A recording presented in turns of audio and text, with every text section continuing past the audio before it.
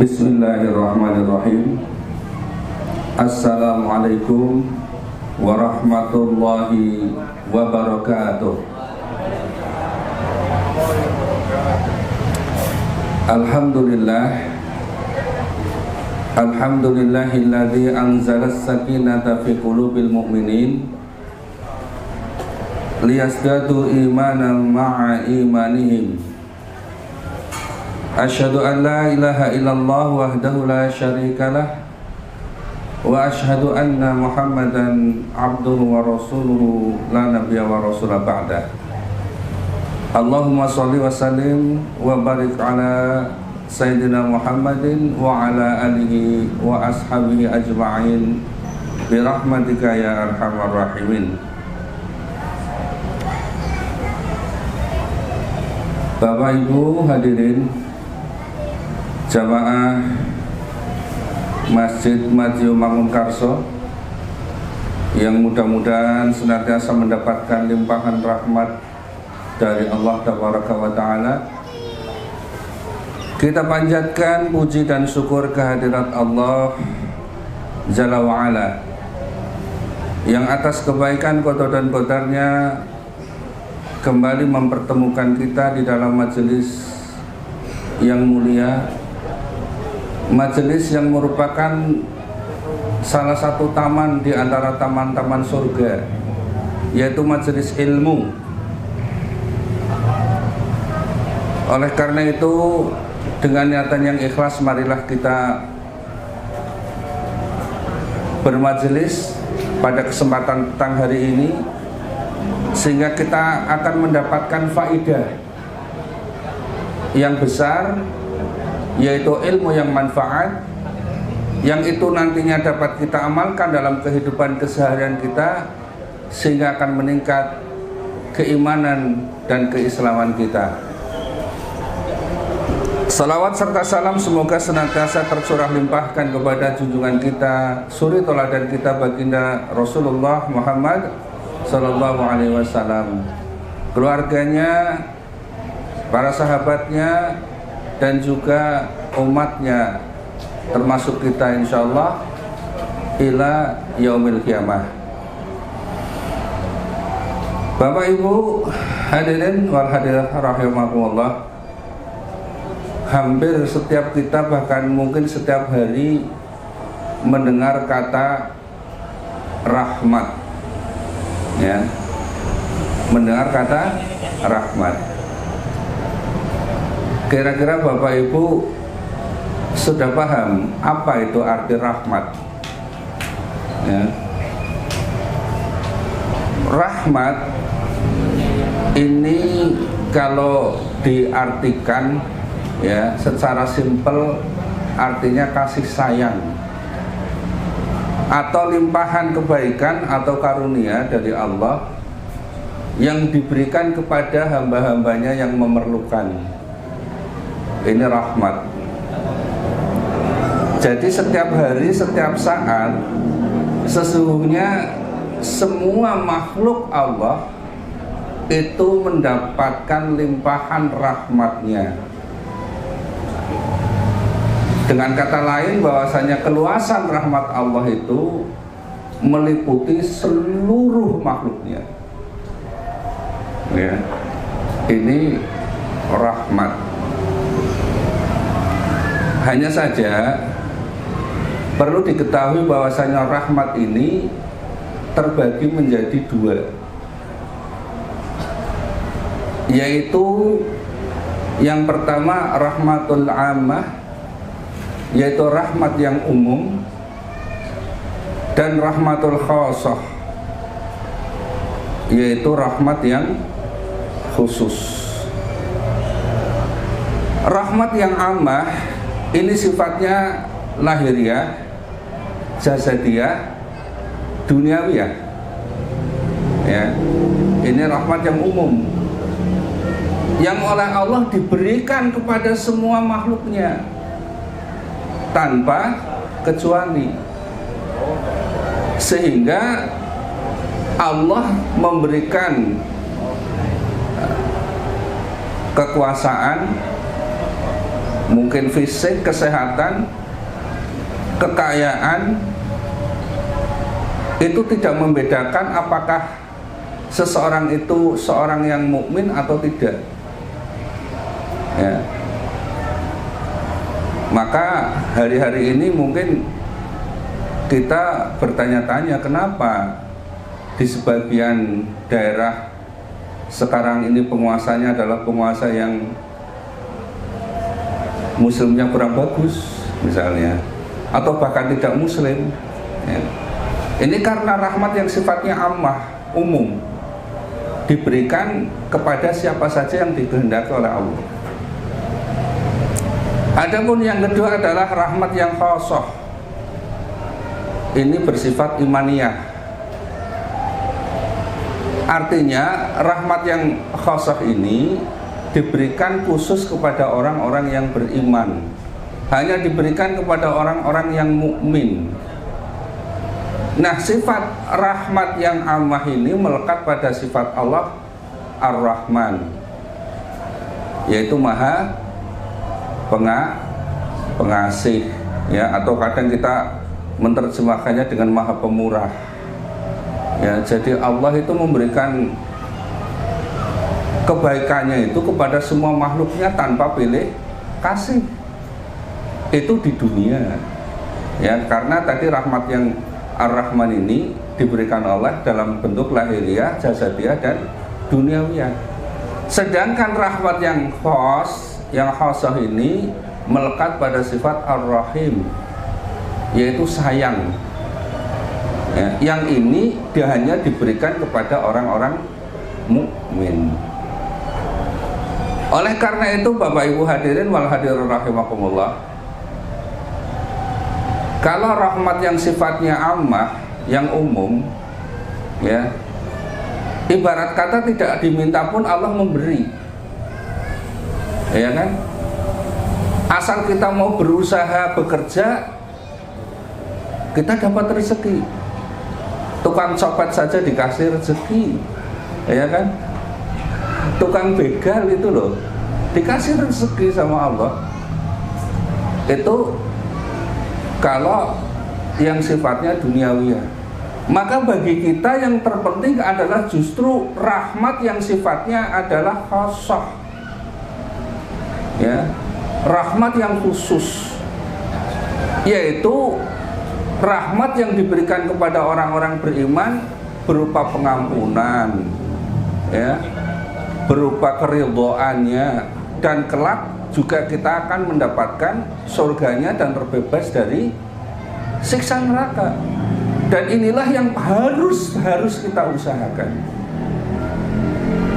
Nah, pada kesempatan petang hari ini kita akan membahas, ya, kalau dalam judul yang mungkin disebar di grup-grup, mereka yang mengharap rahmat Allah. Rahmat Allah ini diharapkan oleh kita, akan tetapi siapakah orang-orang yang benar-benar mengharap rahmat Allah? Karena rahmat Allah itu bukan hanya sekedar diharapkan ternyata, akan tetapi juga harus diupayakan, diusahakan agar rahmat Allah itu turun, ya.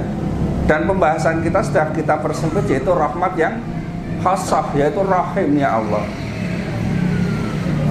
Siapa-siapa sajakah mereka yang sesungguhnya benar-benar mengharap rahmat Allah? Maka kita coba simak di dalam surat Al-Baqarah ayat ke-218. Ya, kalau ada yang membawa Al-Quran boleh dibuka. Allah berfirman, A'udzu billahi minasyaitonir rajim. Innalladzina amanu walladzina hajaru wajahadu fi sabilillahi ulaika yarjuna rahmatallah wallahu ghafurur rahim.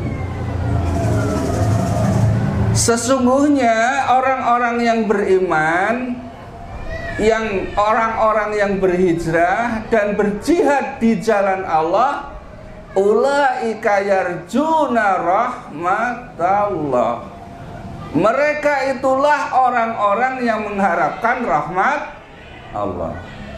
Wallahu ghafurur rahim, dan Allah Maha Pengampun lagi Maha Penyayang. Mari kita mencoba mengambil faedah dari ayat yang sangat agung ini. Ayat ini diawali dengan innalladzina amanu. Sesungguhnya orang-orang yang telah ada iman di dalam hatinya. Iman yang seperti apakah? Iman yang masuk kriteria orang yang mengharapkan rahmat Allah. Apakah hanya sekedar pengakuan aku telah beriman? Ya. Ternyata di dalam surat Al-An'am ayat 82 Allah berfirman, alladzina amanu lam yalbithu imanahum bidzulmin ulaika lahumul amnu wa hum muhtadun. Yaitu orang-orang yang beriman lam yalbithu imanahum, dan tidak mencampur adukan keimanan mereka bidzulmin, dengan kezaliman. Yang dimaksud dalam ayat ini adalah kesyirikan. Ulaika lahumul amnu, maka mereka itulah orang-orang yang mendapatkan jaminan keselamatan. Mereka itulah orang-orang yang mendapatkan rahmat. Wahum muhtadun, dan mereka itulah orang-orang yang mendapatkan petunjuk. Jadi orang beriman pertama kriterianya tidak mencampur adukan keimanannya dengan kesyirikan. Harus bersih dari penyakit syirik, baik syirik akbar maupun syirik asghar. Ya. Apakah cukup hanya seperti itu? Belum. Ya. Di dalam surat Al-Taubah ayat 71 Allah menyatakan lagi,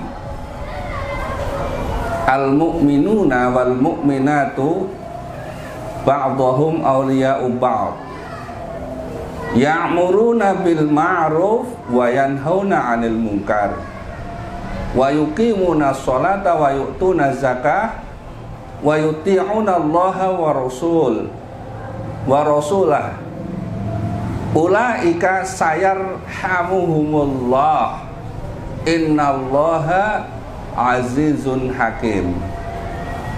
Perhatikan ayat ini, ternyata menjadi syarat, ya. Orang-orang yang mengharapkan rahmat Allah itu ternyata harus memenuhi syarat dan ketentuan. Nah, ini termasuk syarat dan ketentuan yang berlaku. Orang-orang beriman laki-laki dan orang-orang beriman perempuan, mereka itu adalah penolong bagi sebagian yang lain. Mereka memerintahkan kepada yang ma'ruf dan mencegah dari yang mungkar. Mereka mendirikan sholat dan menunaikan zakat, dan mereka taat kepada Allah serta Rasulnya. Mereka itulah yang akan mendapatkan rahmat dari Allah. Sesungguhnya Allah Maha Perkasa lagi Maha Bijaksana. Lah ini paling tidak ada dua ayat ini yang menjadi landasan kita, bahwasanya ya, keimanan yang dimaksud bagi orang yang mengharapkan rahmat Allah yaitu terbebas dari syirik, kemudian juga ya, mereka melakukan amal perbuatan dalam bentuk zahir atau lahiriah, yaitu saling tolong menolong di antara sesama mukmin. Ya, di dalam Al-Maidah juga, surat Al-Maidah, wa ta'awanu 'alal birri wat taqwa wa la ta'awanu 'alal ismi wal 'udwan.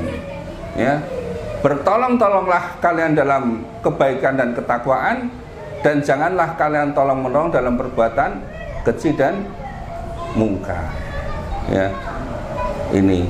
Jadi ada action Di samping ada pembersihan hati, tazkiyatun nufus dari perbuatan syirik, ada action secara lahir, yaitu saling tolong menolong, kemudian saling ingat mengingatkan dalam bentuk amar ma'ruf nahi mungkar, kemudian mendirikan sholat, menunaikan zakat, dan taat kepada Allah serta Rasulnya.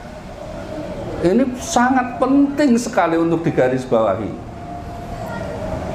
Karena apa? Di dalam sebuah hadis Bukhari Muslim, Rasulullah Shallallahu Alaihi Wasallam bersabda, "Kullu ummati yadkhulunal jannah illa man aba." Qulna wa may yaba ya Rasulullah? Qal wa man ata'ani dakhalal jannah wa man asani faqad aba. Rasulullah Sallallahu Alaihi Wasallam bersabda, setiap umatku mereka itu akan masuk ke dalam surga kecuali yang enggan. Surga ini termasuk salah satu rahmat daripada Allah. Ternyata ketika ditawarkan oleh Rasulullah, ya, semua umatku, seluruh umatku itu akan masuk ke dalam surga, artinya mendapatkan rahmat Allah. Akan tetapi ada umatnya yang enggan mendapatkan rahmat Allah. Para sahabat sampai heran, bertanya, siapa mereka ya Rasulullah yang enggan menerima surganya Allah?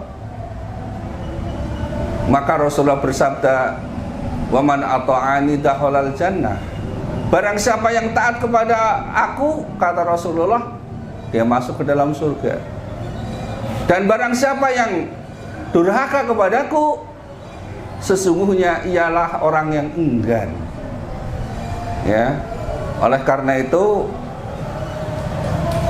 pertama, iman, ya, di dalam ayat 218 ini harus dipahami bukan hanya sekedar pengakuan, akan tetapi ada syarat-syarat dan ketentuan, di mana syarat ketentuannya telah saya sampaikan tadi. Ya, maka kita harus berusaha untuk memenuhi hal-hal tersebut agar kemudian kita masuk kriteria orang yang benar-benar mengharap rahmat Allah. Ya, bukan hanya sekedar pepesan kosong mengharap sesuatu yang nggak jelas, karena tidak ada action. Ya, kemudian yang kedua, setelah innalladzina amanu walladzina hajaru, yaitu orang-orang yang berhijrah. Ya, secara bahasa hijrah itu artinya meninggalkan atau pindah. Ya. Syekh Ibnul Qayyim Al-Jauziyah di dalam kitab Risalah Tabukiyah, beliau memberikan penjelasan bahwasanya hijrah itu terbagi menjadi dua, yaitu hijrah badaniyah dan hijrah maknawiyah. Hijrah badaniyah itu adalah hijrah dari satu tempat ke tempat lain secara lahiriah, ya, sebagaimana pernah dilakukan oleh para sahabat Rasul, ya, dari Mekah ke Madinah. Maka hukum hijrah ini tentu saja sesuai dengan kondisional. Pada suatu ketika kita berada di tempat di mana kita tidak lagi dapat mempertahankan akidah dan kita mampu untuk keluar dari daerah tersebut, maka wajib untuk berhijrah. Nah, kemudian yang kedua adalah hijrah maknawiyah, yaitu hijrah ilallah wa rasulih. Ya, hijrah kepada Allah dan Rasulnya. Maka ini adalah hijrah yang wajib bagi kita semuanya. Konsekuensi hijrah kepada Allah ialah kita loyalitas dengan sepenuhnya, memberikan kecintaan kita kepada Allah, berdoa hanya kepada Allah, beribadah hanya kepada Allah, tawakal hanya kepada Allah. Pada prinsipnya kita harus memberikan apa yang menjadi hak Allah. Ya, ini hijrah ilallah. Kemudian hijrah ila Rasul artinya kita harus mutaba'ah, mengikuti apa yang diajarkan oleh Rasulullah Sallallahu Alaihi Wasallam dengan tidak menselisihinya. Karena itu hijrah yang sekarang sedang tren bukan hanya sekedar slogan atau bukan hanya sekedar casing, ya, keren, wah istilahnya komunitas hijrah, ya kan, bagus. Akan tetapi harus betul-betul memahami akan makna hijrah, kemudian melaksanakan hijrah itu sendiri. Imam Ibnu Rajab Al-Hambali beliau mengatakan bahwasanya yang disebut hijrah adalah ar-raji'una ilallahi bitaubati minal ma'asiyati ila ta'ah, yaitu kembali kepada Allah dengan bertaubat dari maksiat kepada ketaatan. Ya.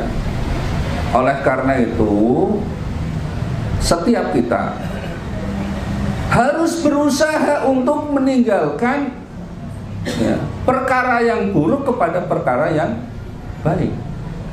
Di dalam sebuah hadis yang diriwayatkan oleh Bukhari Muslim, al-muhajiru man hajara manahallahu an.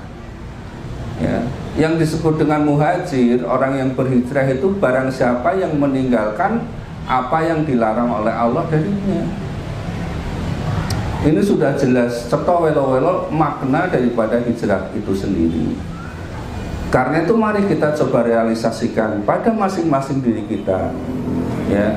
Dan hijrah qalbiyah atau hijrah maknawiyah ini hukumnya wajib bagi masing-masing kita.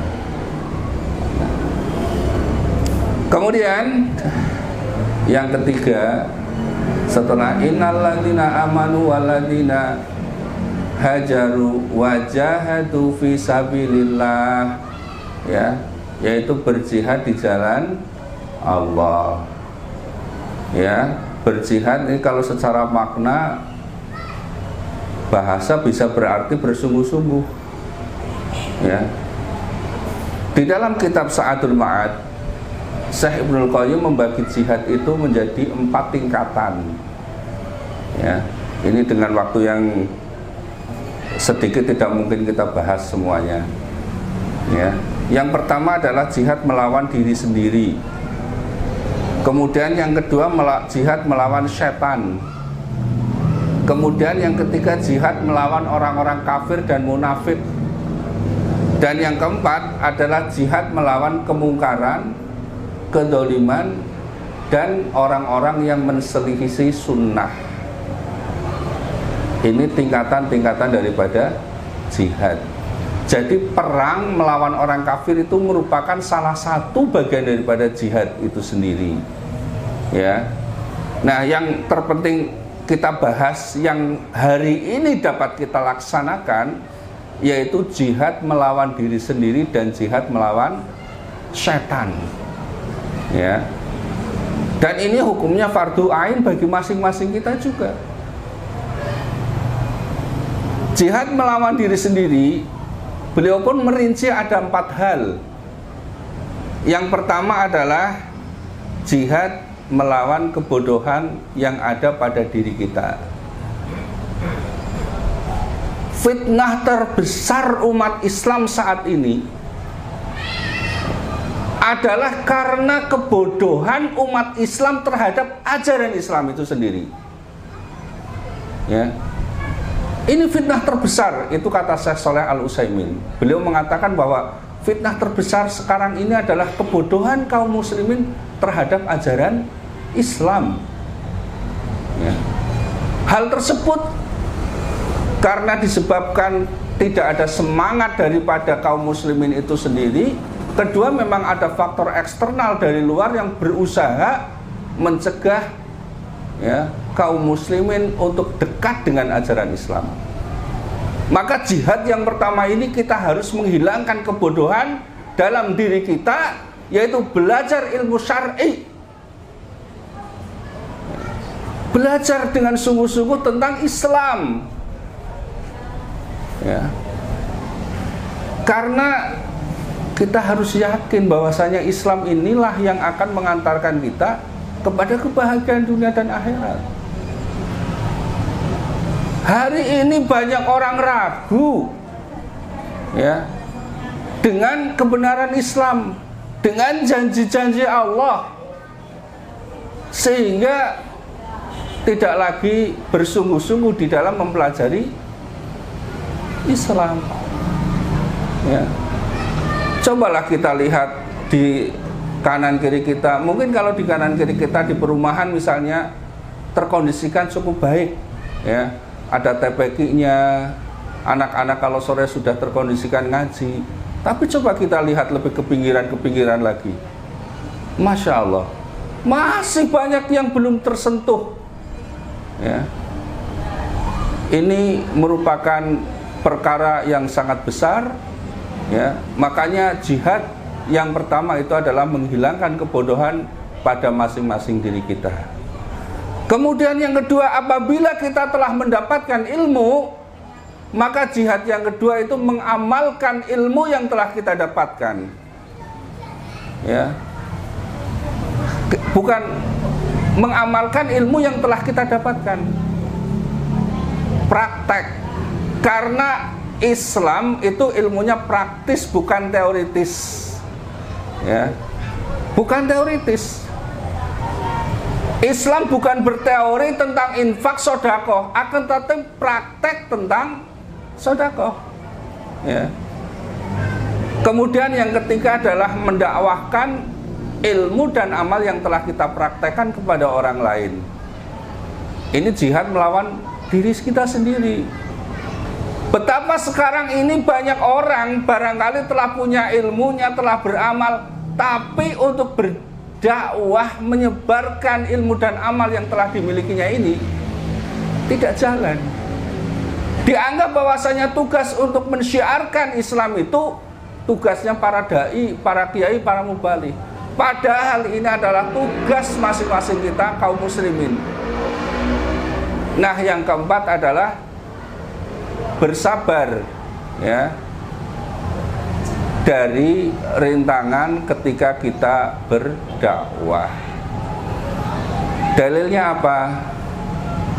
Dalilnya ada di dalam surat Al-Asr ya, wal asri innal insana lafi khusrin illa ladzina amanu wa amilus solihati wa tawassaw bil haqq wa tawassaw bis sabr ya.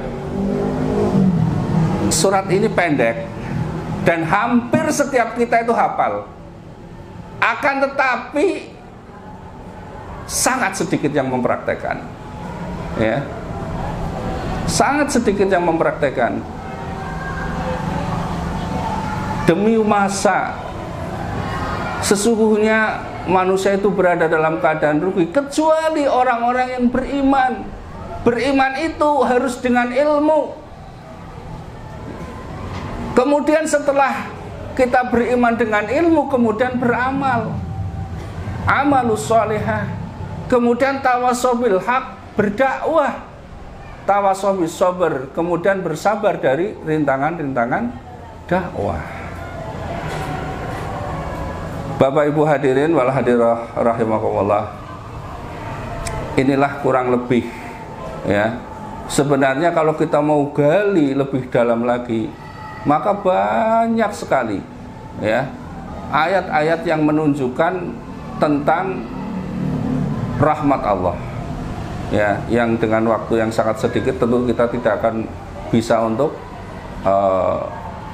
mengupasnya satu persatu. Akan tetapi setidaknya ini yang saya sampaikan bisa menggugah hati kita, bahwasanya mengharapkan rahmat Allah itu bukan dengan pengharapan kosong, akan tetapi ada kriterianya, ada upayanya yang harus kita lakukan untuk menyambut datangnya rahmat Allah tersebut.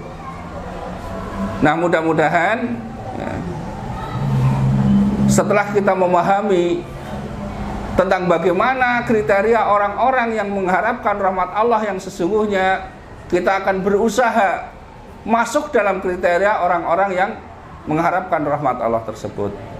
Sehingga mudah-mudahan kita semuanya betul-betul akan mendapatkan rahmat daripada Allah tabaraka wa ta'ala.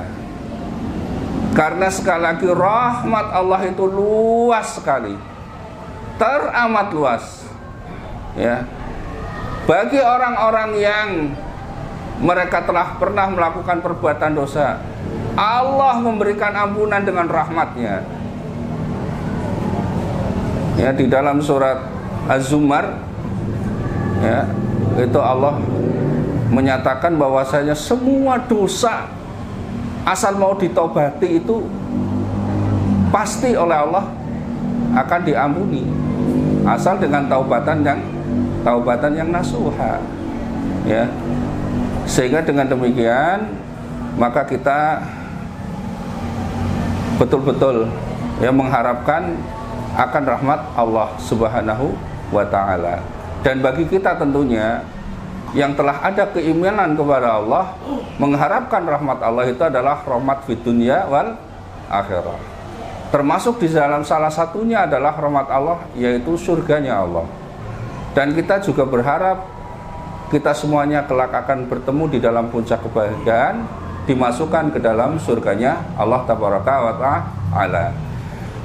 Bapak Ibu hadirin wal hadirah rahimakumullah,